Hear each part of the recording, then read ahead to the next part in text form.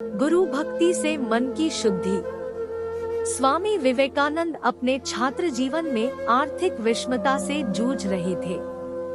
एक दिन उन्होंने अपने गुरु परमहंस रामकृष्ण से कहा, यदि आप काली माँ से प्रार्थना करेंगे तो वह मेरे वर्तमान आर्थिक संकट दूर कर देंगी। रामकृष्ण जी बोले, नरेन, संकट तुम्हारे हैं, इसलिए तुम स्वयं मंदिर में जाकर काली माँ से मांगो, वह अवश्य सुनेगी।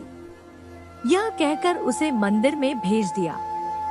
वहाँ उसने और कुछ न कहकर भमा मुझे भक्ति दो कहा और फिर गुरु जी के निकट लौट आया। उन्होंने पूछा, क्या मांगा? माँ मुझे भक्ति दो, नरेन ने कहा। अरे, इससे तेरे संकट दूर नहीं होंगे, तू फिर से अंदर जा और माँ से स्पष्ट मांगा। वह गया और उसने पूर्ववत जैसा किया। जब तीसरी बार जाने पर भी उसने काली माँ से केवल यही कहा, माँ मुझे भक्ति दो, तब परमहंस जी हंसे और कहने लगे, नरेन, मुझे मालूम था तू भौतिक सुख नहीं मांगेगा, क्योंकि आध्यात्मिक ज्ञान प्राप्त करने की पूर्ण जिज्ञासा तेरे हृदय में उत्पन्न हो चुकी है, और इसीलिए मैंने तुम्हें तीनों बार भक्ति मांगने के लिए ही अंदर भेजा था।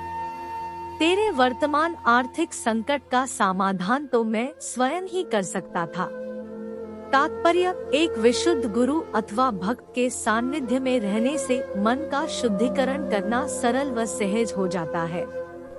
हेनरी फोर्ड के प्रपौत्र एल्फ्रेड फोर्ड ने इस्कॉन के संस्थापक शीत स्वामी प्रभुपाद की शिष्यता ग्रहण कर और उनके साथ भारत में कुछ महीने रहकर अपने मन की शुद्धि की थी, अर्थात अध्यात्म का बीजारोपण किया था। बाद में स्वामी जी ने अपने शिष्य अंबरी दास हेनरी फोर्ड III को वापस अमेरिका भेज दिया था। यह एक उत्तम उपाय बताया गया है, क्योंकि एक सच्चे गुरु के निकट उसके शिष्य का अंतर्मन सदा बना रहता है और वे उसकी आत्मोन्नति का मार्गदर्शन स्वयं करते रहते हैं। आवश्यकता इस बात की कि हम मन की शुद्धि के लिए पहले जिज्ञासु बने और फिर संत की पहचान के विवेकी बने।